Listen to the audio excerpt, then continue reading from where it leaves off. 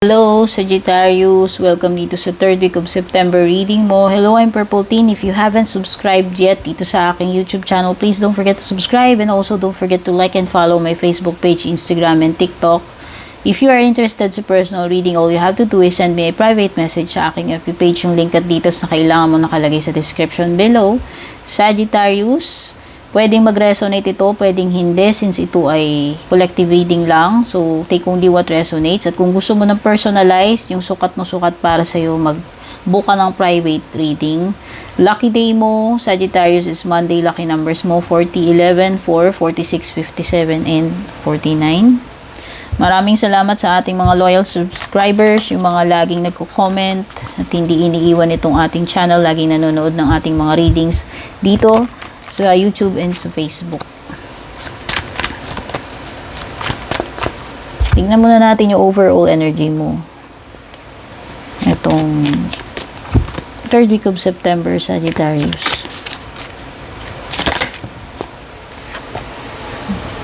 At yung overall energy mo, you will receive a gift.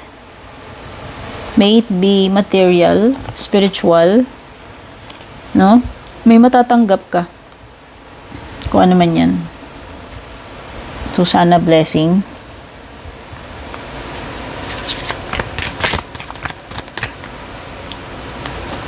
Kumbaga, you are receptive.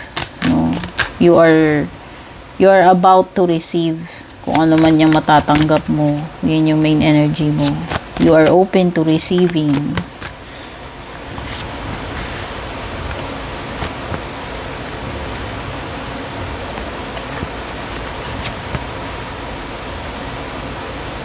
Oh, may ka-deal ka dito na Virgo and Gemini. No, pwedeng may mga maka-deal ka niyan third week of September. Okay.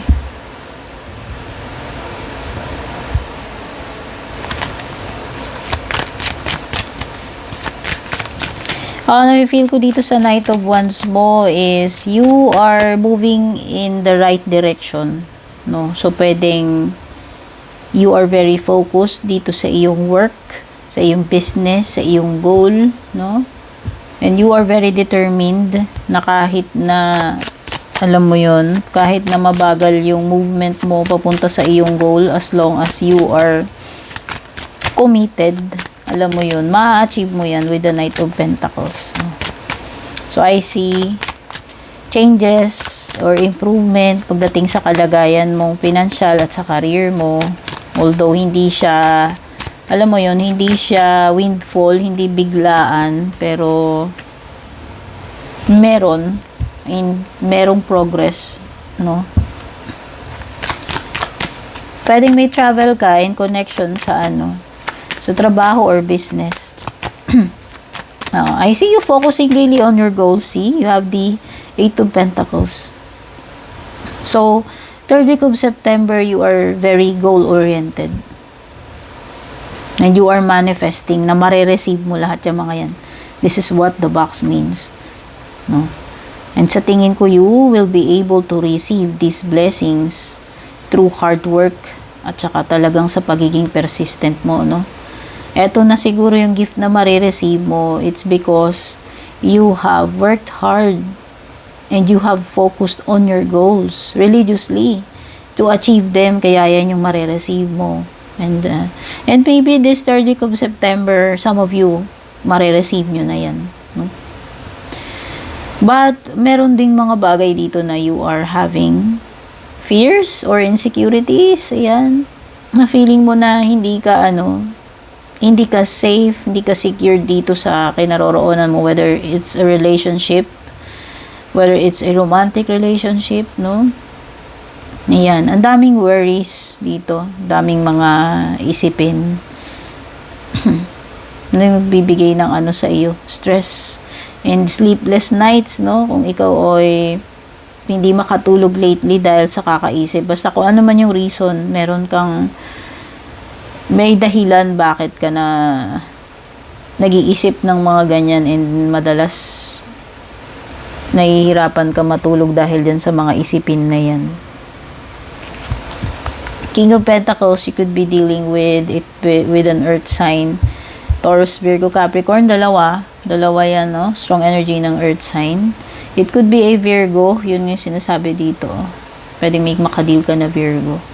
Okay, I can see you moving forward and magiging successful with the Knight of Pentacles. So, sa tingin ko, it will take time. Pwedeng years, months, hindi ko alam, God knows when. Pero, it seems na you are moving toward the King of Pentacles. So, yun din yung pupuntahan nito, bottom line. Magiging successful ka rin in the future and stable dahil yan sa kasipagan mo, sa diskarte mo, no? Sa pagiging persistent mo at hard work, yan yung reward mo. Ayan, oh, ang laki. Laki ng Pentacle ni King of Pentacles dyan.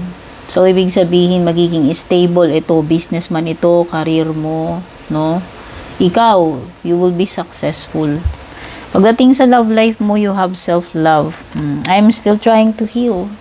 Some of you are still focusing sa iyong self-love, self-care, no? Nagpapagaling pa kayo ng mga sugat ninyo sa kahapon. O, diba? So, pwedeng hindi pa kayo fully recovered, kaya ang gusto ninyo, magpagaling muna kayo. Pag okay na kayo, naka-move on na kayo, magaling na yung mga sugat ninyo, yung pagiging broken-hearted nyo, siguro that's the time na mag-open up na lang kayo uli sa bagong possibility sa love life. Pero sa ngayon, ang focus ninyo is career, no? Focus ninyo is, yung sa sarili ninyo. O meron ka ring saving money dito, o baka ikaw ay very practical person, o very wise pagdating sa pera, nagtatabi ka. Ayan, o baka may pinaglalaanan ka, pinag-iipunan, baka may gusto kang ipundar, bilhin, or simply nagsinesecure mo lang yung future na kapag hindi naman mga items na kung hindi naman talaga need, hindi ka lang magastos, alam mo yun. Iniisip mo lang yung future. Nagiging practical ka lang at masinop. Kaya siguro magiging King of Pentacles ka, no? Sagittarius. Kesa naman bulagsak, 'di ba? Tapos puro utang or walang naipon. Pagka nangailangan ka, emergency, 'di ba? May mahuhugot ka pag may ipon ka. Danger, especially in money matters. So, ayan, kahit gaano ka kaingat sa pera mo, alam mo yung minsan may mga danger pa rin sa paligid. So, mag-ingat lang pagdating sa pera. Kasi pinaghirapan mo yan. At saka tinitipid-tipid mo nga, sarili mo dyan. Tapos, di ba, magkakaganyan. No? Binawarn ka naman, at least may warning. Reconciliation, ayan, baka pwedeng may makikipagbati sa'yo. Nakasamaan mo ng loob, nakatampuhan mo, family member man yan, kaibigan o romantic relationship, no? O merong nangangamoy na makikipag-ayos or magkakaayos kayo.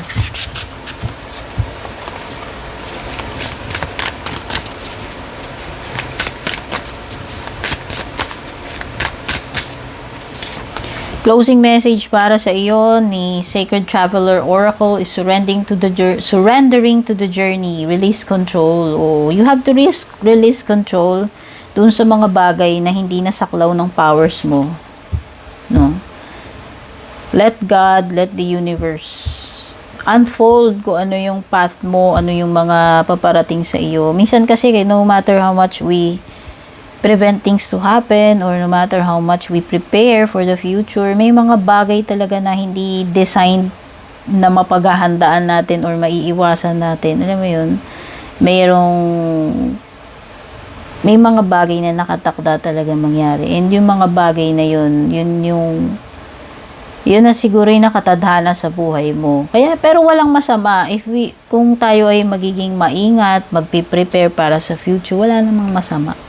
Wala namang masama basta para sa ikabubuti naman yung goal mo, 'di ba? Kaya lang yun nga lang, may mga time na talagang kailangan nating i-surrender kay God. Hindi lahat saklaw nung kakayahan natin. May mga bagay na wala tayong control, yun. Ito yun, yung mga bagay na i-surrender mo.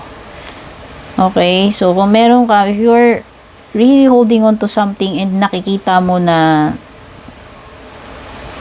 lahat ginawa mo na, ilang years na yung lumipas, sobrang tagal na. Pero ganun pa rin. Ibig sabihin lang nun, i-surrender mo yun. Sagittarius. Baka may ibang plan na better para sa'yo si God. Okay, so ito yung mga nakuha ko dito sa 3rd week of September reading mo. Don't forget to like, share, subscribe. Take care and God bless.